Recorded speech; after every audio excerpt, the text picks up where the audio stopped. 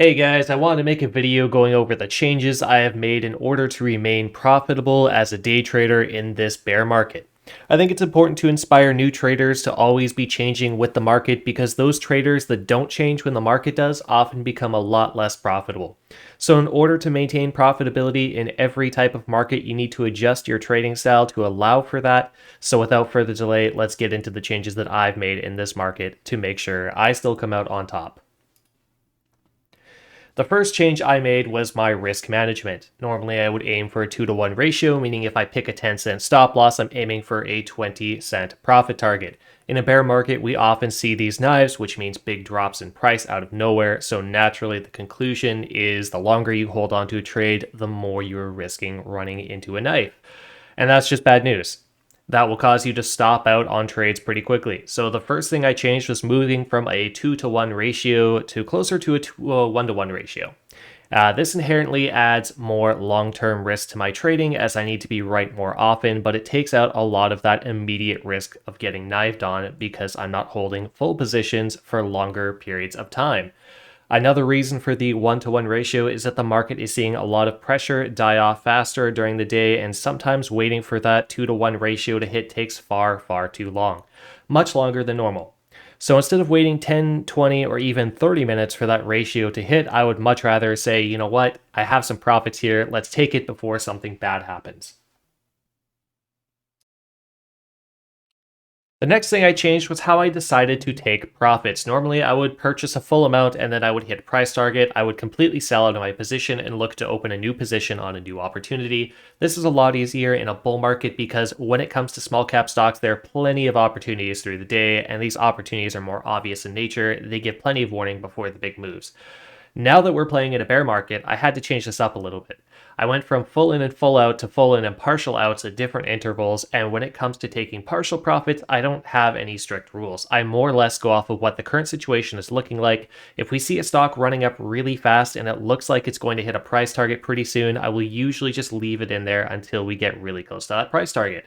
Sometimes this means taking profits a few cents before, sometimes it means taking profits a few cents after, but in any case, I am looking to see some sort of resistance before I take profits on it. Now, I know a lot of you are probably like, what is resistance? What does that look like?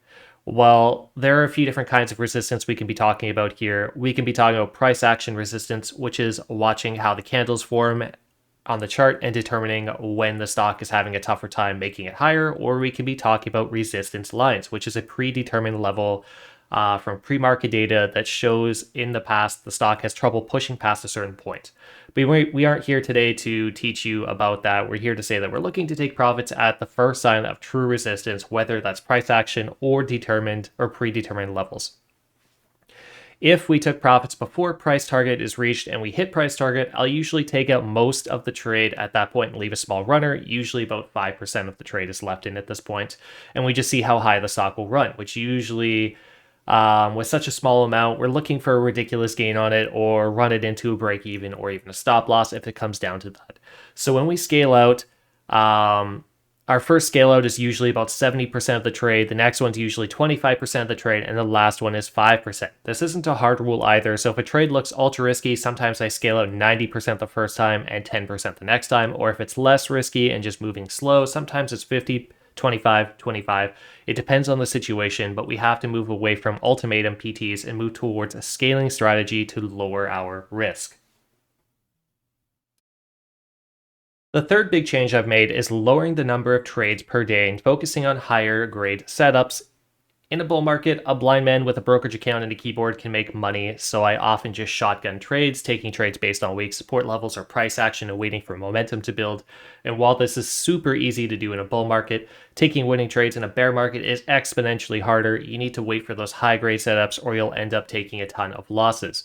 So what do high grade setups look like? High grade setups meet a specific standard you've set and you don't take a trade unless it meets that standard. For me, those standards include strong support lines, retests, proper price action, and a good amount of relative volume. On top of this, there are levels of intuition that come with trading. And if I feel like a trade just doesn't look like it's going to go well, I'll generally just stay away from it, even if I don't have any concrete proof or even if it meets all of my standards. So in short, we lower the number of trades we take and need to focus on higher standards. and higher quality setups to make sure we end up with that higher win rate we need on that 1-to-1 ratio. The fourth thing I've changed, and probably the biggest change I've had to make, is changing my actual strategies. Normally, as a momentum day trader, we focus on high momentum setups. This means waiting to see good price action, increases in volatility, increases in volume, and breakout points. Unfortunately, in a bear market, if you wait for these momentum plays, you may find them in the first 5 minutes of market, and then you'll be waiting until the next morning to play the first 5 minutes again. There's barely any breakout plays to be had in this market, and you'll end up taking a lot of losses on false breakouts. So while other traders are focusing on the false breakouts, I am now focusing on the pullback plays. Of course, in the first few minutes, we still take those high grade momentum setups and capitalize on the burst of momentum at market open. But after that, I switch gears and we aim to take pullback plays. This can look like a stock coming down to VWAP, retesting, and then we enter on a bounce. Even in the event we're wrong, we still have a tight stop loss, and then we look for a fallback plan, either a lower support line or even the 200 EMA. If the stock does reach the 200 EMA, we will go long on it again with a tight stop loss, and if it bounces, great, we have a winner. If it fails, we take another tight stop and we close down that chart. No point in watching a stock that breaks down from the 200 EMA. In all likelihood, it won't come back to being bullish. However, that doesn't mean there isn't an opportunity to play it. You can look at larger timeframes and determine a safe level below the 200 EMA for a potential recovery, play on it, but honestly, that's just not really my thing, and I don't have the time to sit there and wait for that, so we just generally avoid those kind of plays. So in short, I have moved my risk reward ratio down to a 1-to-1 so that my win expectations are lower but more consistent. I have changed that my profit taking strategy to scale out, which gives me greater flexibility with that 1-to-1 ratio, often ending up in bigger wins and safer losses.